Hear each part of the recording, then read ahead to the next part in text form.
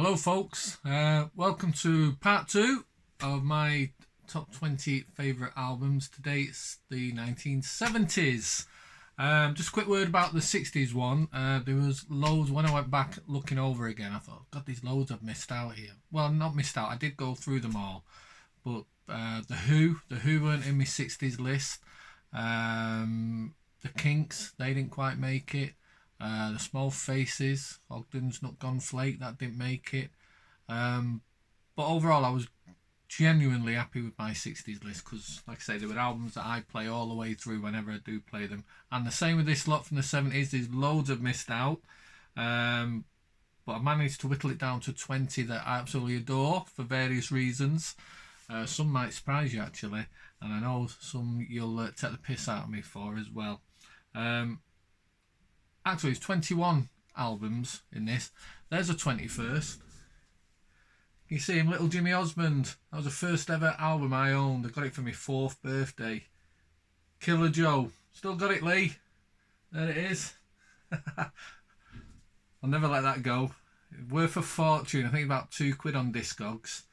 But anyway, I'll never sell it. So let's crack on because I wasted half an hour the other day and I thought I flew through it. So I'll try and fly through these a bit quicker. Right, number 20. Oh, sorry, forgive me. Same as the 60s. These from 20 down to number 6. They could be in any order, but my top 5, they'll always be my favourite top 5. So let's crack on anyway. Number 20. I'm not a heavy rock fan. Never have been. Iron Maiden, Def Leppard, all that kind of stuff. I like the odd track here and there, but albums, I don't think I've got hardly any, if any. But I have got this one. And I think it's, it is a Stonewall classic anyway. And I know many people, many of you lot will have it as well. But not many people admit to liking it. I don't give a shit. Meatloaf, Bat Out of Hell is absolutely fantastic. Oh, that's the other thing as well. I've got to remind myself to stop saying it's absolutely brilliant. I'll try my best not to do that. This is a great album from 77, 78, I think it came out. Meatloaf, Bat Out of Hell. I've got to remember this from my childhood, and then when I went DJing, we used to always play this. I could play any track and get away with it. Every track is really, really good. Bat Out of Hell, of course, all 9 minutes of it, and then Paradise by the Dashboard Light. We always used to like that because of the dirty bit in the middle. But yeah, 2 out of 3 ain't bad. I always used to make me laugh because you used to get asked to play that at the end of the night, you know, for people have the last dance with, but it's actually about breaking up. It always used to make me laugh, that. There you go. So that's Meatloaf and Bat Out of Hell. Next up, number 19. Paul McCartney and Wings, Band on the Run. Another rock solid album. Every track is really, really good. My favourite on this is 1985, and me and my friend went to see him about 3-4 years ago in a small venue, Liverpool Academy, and he did that, and it was amazing. Band on the Run, Paul McCartney, recorded in Lagos, I think it was.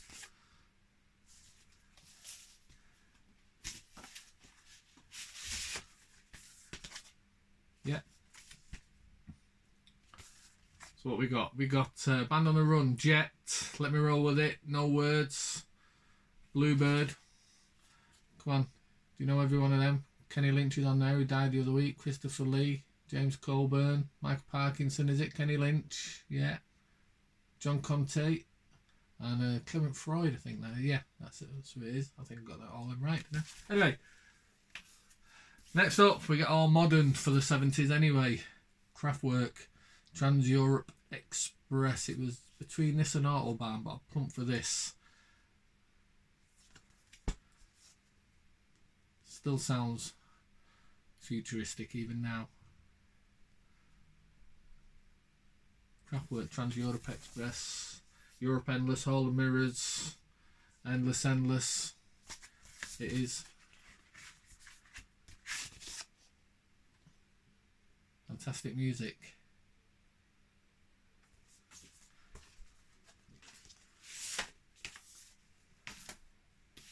Right then, we're going slightly different. Some Motown. It's Stevie Wonder's Innervisions. I was going to pick Songs in the Key of Life, but I do actually skip a lot on that. There's more tracks on that. There's double album, but Innervisions is just great. Higher Ground, He's Mr. Know-It-All, Living for the City. Fantastic. The problem with Motown is there's not many artists that did great albums. You've got fantastic singles and the occasional great tracks on albums, Temptations and the Four Tops and that, but they never did albums that were fantastic. But Stevie Wonder did, and he was really good in the 70s, and then he went to crap in the 80s really. But not many Motown albums in my collection. I've got loads of compilations. Obviously, Motown Gold from the mid-70s, my favourite compilation of all time. But that's Stevie Wonder. We're going to change tact again, go electronic again, and it's Gary Numan. Well, it's Tube by Army, actually, in Replicas from 1979. Of course, this is the one that's got Our Friends Electric, but no, he's absolutely brilliant on this. Oh, I've said it again. But we've got Me I Disconnect From You, You're in My Vision. It must have been years. No. I know he got slated at the time for being a Bowie copyist, but I'll be honest, I've never seen it. I thought he was very original. And this is great record. Gary Numan, well, sorry, Tube by Army. And Replicas. Flying through these.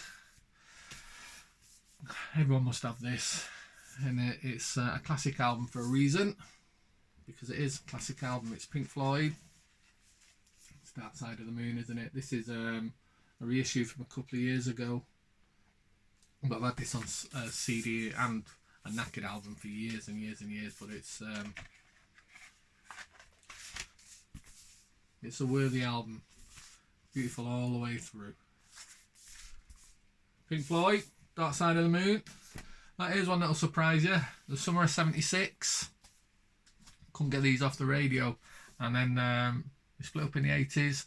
And everyone thought they were quiche and camp and crap, basically. But this one has always been brilliant to me. It's ABBA's Arrival. I don't mind this album at all. I always thought it's a great album. Every track is brilliant. Dancing Queens on this. Knowing Me, Knowing You, of course, they both got to #1. But then you got the brilliant My Love, My Life, Dead Romantic, and then a really cool instrumental at the end called Arrival. But yeah, it was my sister got this as part of her Christmas box back in the day, so I used to nick it and then managed to get my own copy years later. How about Arrival? And then to change tact again, it's punk, it's the Pistols, it's Never Mind the Bollocks. I don't play this as often as I thought I did when I was thinking before, but occasionally when I'm getting in the car and I'm going on a bit of a journey, I'll blast this out. And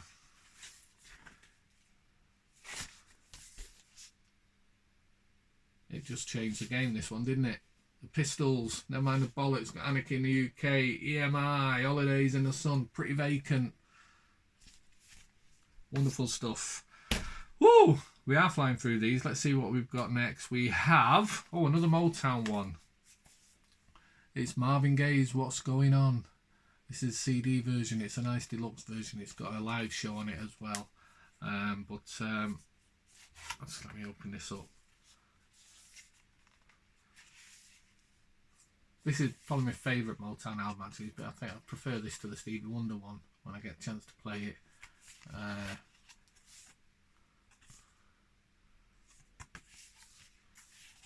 Yeah, Motown were a bit unhappy about releasing this at the time because it was a bit socially aware, but he stuck to his guns, did old Marvin. Oh, sorry for the pun. But it's got What's Going On, Mercy Mercy Me, which Robert Palmer had a big hit with years later. And it's just a really, really nice album as well, dead laid back. But that's well worth tracking down if you can get a copy of that. Marvin Gaye's What's Going On. Next up, it's only last 10 years so I've been getting into her, but it's Joni Mitchell, Hejira, and I've got quite a few of her albums now, but this is my favourite of them all. It's got the Acidic Coyote, which is with the Me Too movement in full speed at the minute. It's quite apt.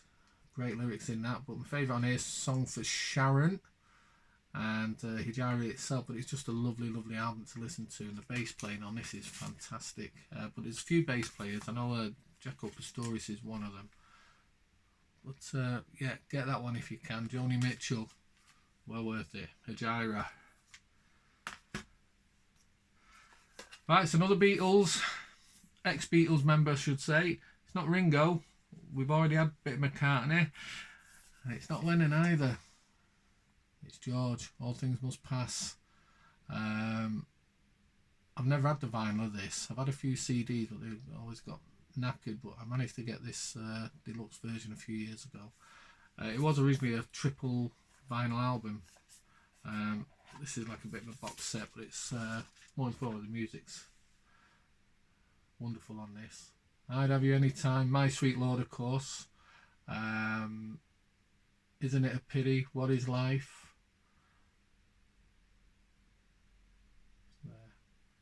But All Things Must Pass, the actual track, is my favourite on this. But yeah, it's a nice little package this as well, but I'd say the music inside is absolutely wonderful. George Harrison, All Things Must Pass, my favourite ex-Beatles album. I haven't got any Lennon in here, but there's a couple I like of Lennon's, but he's not in the top 20 today. Right, I'll get things moving a bit. We're going into the top 10, and this one, T-Rex. It was a choice of two of this, but I've gone with this, Electric Warrior. It's between this and the Slider, but I've always preferred Electric Warrior just slightly because it's got Cosmic Dancer on, which is beautiful. Well, this is again another expanded one, expanded CD edition. But Matt Bolan's T-Rex, Electric Warrior, and staying with that period of music, I know a lot of you out there like them as well, Roxy Music, but this is the first album, just called Roxy Music. Look at the state of them. Now it must have been great being young in them days. You had all this coming out, and Bowie of course, but the music on this is unbelievable. I think it's just trying to think, probably my favourite opening to an album, remake, remodel. Virginia Plain isn't on the original vinyl album. You can get it on the CD versions now, but you got 2HB to Humphrey Bogart as well. Ladytron, If There Is Something, The Bob, Chance Meeting, Bitter's End. It's just a great debut album. 1972, the Brian Eno there, Phil Manzanera. What a sight, eh? One album. Roxy Music and Roxy Music. Whew. Right, I miss these out of the 60s, but they're in the 70s one, and it's The Who. Who's Next? This is an expanded edition as well on CD, so get a live gig from the old Vic Theatre. Well, Pete Townsend was trying to. It was basically a concept album originally called The Lifehouse, but he couldn't get it to marry together, so they just brought out an album, Who's Next? And I've lost my thing. There we go. Babbitt O'Reilly's on this. I Call It a Bargain is on it. Won't Get Fooled Again. Behind Blue Eyes. The Song Is Over. Every Track's a Cracker. Well worthy of being in any top 20 this. It's The Who. Who's Next? Right, one more. And then we're into my top 5, but similar to The Who, and The Who were his idols: Paul Weller, The Jam, All Mod Cons from 78.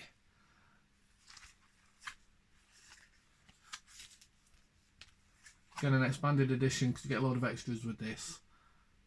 That's why I got it. But any version of All Mod Cons is well worth getting.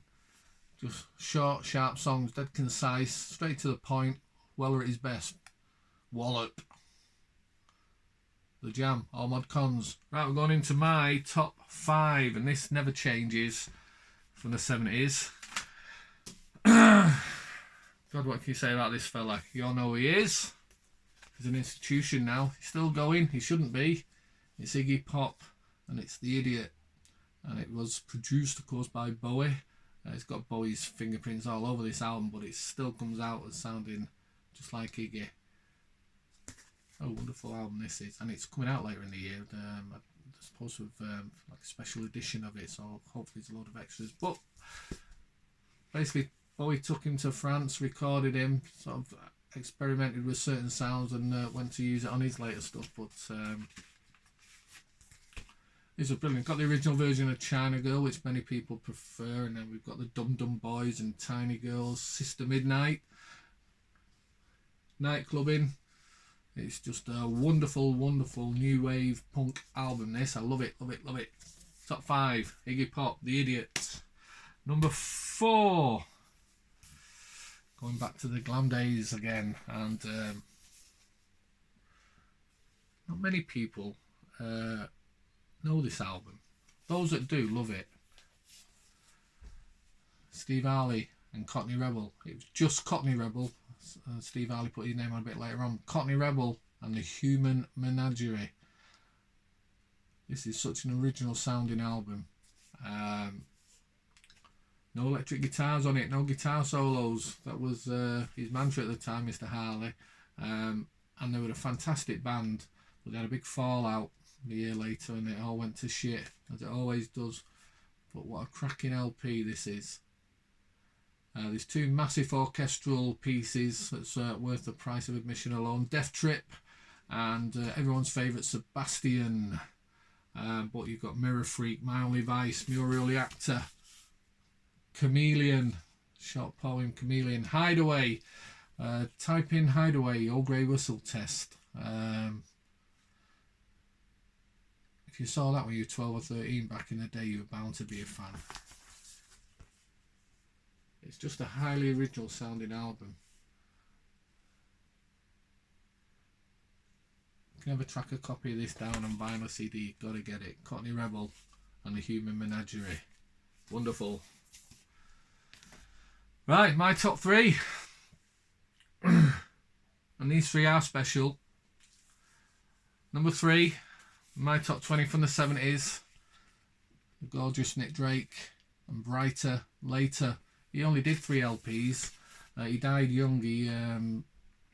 Well, they say he killed himself. It's a bit open to conjecture, but he basically had an overdose and died in 1974, I think it was. He was only young, in his mid-20s. He only brought out 3 albums, mainly acoustic. 5 Leaves Left was the first one. This was his second album, and his third album, Pink Moon. But this one's more instrumentated. But Nick Drake wasn't very happy about that, apparently. But it's just my favourite album. And the musicians on here, we have Richard Thompson from the Fairport Convention. Where is he? John Cale on Celeste and piano on the track Northern Sky, which is, YouTube it, just type in Nick Drake Northern Sky, you'll absolutely love that track. Yeah, it's just a great album. Kind of folk based, but as I say, this album's got more instruments on it than its others. It's just a beautiful sounding album, isn't it, Keith? We love this. Nick Drake, Brighter Later. And again, as with most of these, you can pick a CD up dead cheap of Nick Drake. So get one. Honestly, you'll thank me. Nick Drake, Brighter Later. Right. Number 2. always get roped into the early 80s, this next group, but this was recorded in summer of 79. It was actually released first in North America in 79. It came out over here in 1980. But it's a 70s album. It's Japan. It's Quiet Life. And it is an absolutely stunning album from start to finish. 5 young kids basically, all in barely out of the teens. And to produce an album like this, unbelievable. Every track is fantastic. Every member of the band are on top form. Mick Carnett on bass. David Sylvian, of course.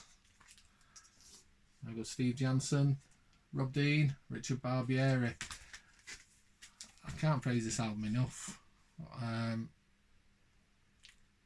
God, I think my brother brought this home, and I pinched it obviously and taped it and stole my own cassette version years later. But it's just an amazing album, and it's a diverse album as well. You got to get it just for one track. In Vogue, it's called, a track. Again, YouTube it, and for the last 2 minutes, it's the finest bit of recorded pop music you'll ever hear. Rob Dean is amazing on guitar. And you've got, well, basically every member of the band are on top form. Mick Carn's bass and the drums, Steve Jobs. It's just a wonderful, wonderful album. You have to go and get yourself a copy. It's Japan, Quiet Life. Well, what's number one? What's my favourite album of the 70s? Well, you all know it'll be a Bowie one. What is it? Is it Aladdin Sane, Ziggy, Heroes? There's that many you can choose from. This has been my favourite for as long as I've lived. It's my favourite before I even heard it. It is. It's Low.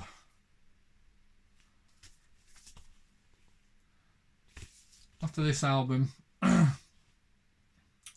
it pretty much preempted music for the next 6 or 7 years. Every group following took a bit of this.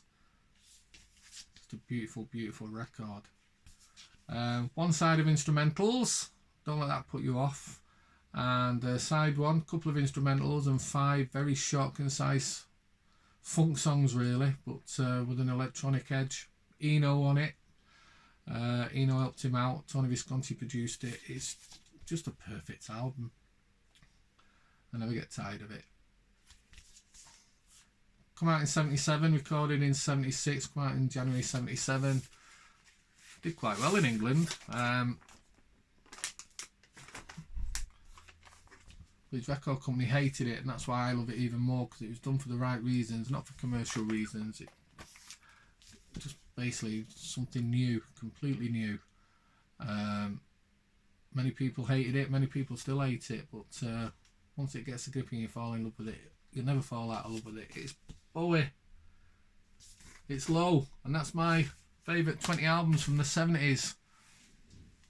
As well as Jimmy there and Killer Joe. God, there was loads I left out on this as well that I wanted to put in and I couldn't.